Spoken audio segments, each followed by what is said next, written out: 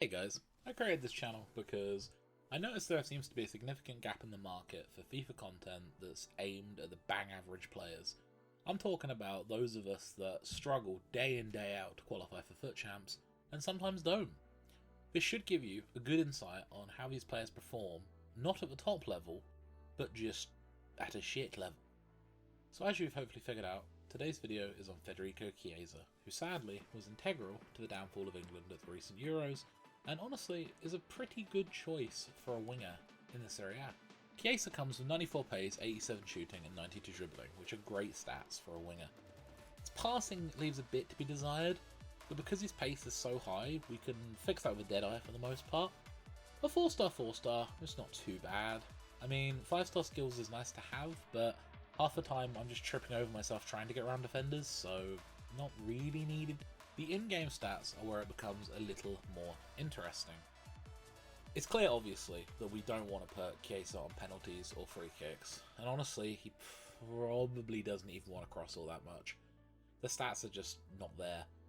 But the good news is, that's kind of where the sadness stops. He's just pretty good at everything else. One thing that's particularly important is that 91 stamina. You will never sub this player off. It is literally Kante, except he's not tiny, and he can run, and he can shoot, and he's Italian. Okay, maybe it's not Kante, but it's like a second Kante, an Italian Kante. There's not really anything there with the traits, but 200k, you know, we've got to cut corners somewhere. No flare shots, nothing fancy, just cheap and cheerful. Build around Chiesa, I started off trying to make a Serie A team. I did pretty well with the centre-backs, the goalkeeper. Obviously you got, Hernandez with pace for days. But then I realised Skriniar doesn't link to anybody in the world, and it just wasn't coming together very well. So I did the easy solution. I just threw icons in, and Son, and Kante, because Kante, as we've covered already. I'm going to be using the 4-3-2-1 today, which is a formation I use quite often. I use it in Div Rivals, I use it in FUT Champs. Sometimes I go with the 2 CDM formation too, but this is generally more attacking, and I think it suits fast players like Son and Chiesa. On the custom tactics, I keep things reasonably standard. I prefer to play a little bit more narrow. I have a little bit more depth.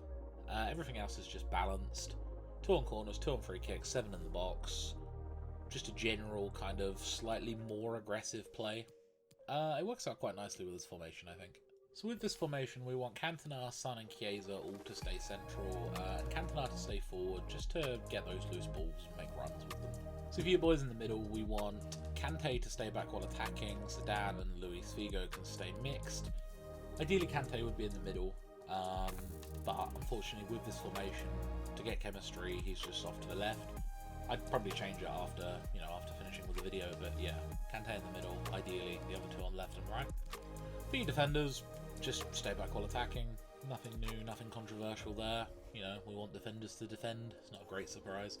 And with this formation being so attacking, you kind of need it. And with all that said and done, I think it's time to play the highlight reel. This first clip really showcases Chiesa's dribbling, or just his ability to move around with some agility. Zidane and Cantona get the ball where it needs to be, but they're quite heavily blocked off, so I thought, you know what, chuck a little pass, see what happens, and, well, it happened. I put this second clip in to really showcase what Chiesa does incredibly well, which is release bursts of speed when your opponents aren't expecting. Here, the guy was just passing around, and he was in there like a viper. Unfortunately, he doesn't score. There is a goal, it's a bit clunky, but I left it there because, like I said, this is average for average. Here we can see our one-man army taking on defender after defender. He doesn't care, he just breezes past them and definitely scores. It definitely was a goal at the end of this. Just don't worry about it. I kept this one in again just to show the speed at which Chiesa sets off with. Like, it is just unreal the amount of burst you get from just 0 to hero in no time at all. So in summary, I think Chiesa is definitely worth the 200k you pay for him. He'll perform for you probably a little bit like Dembele's rule breaker card, a little bit like Gelson Martin's, not as fast. He'll score some goals. He'll definitely beat defenders.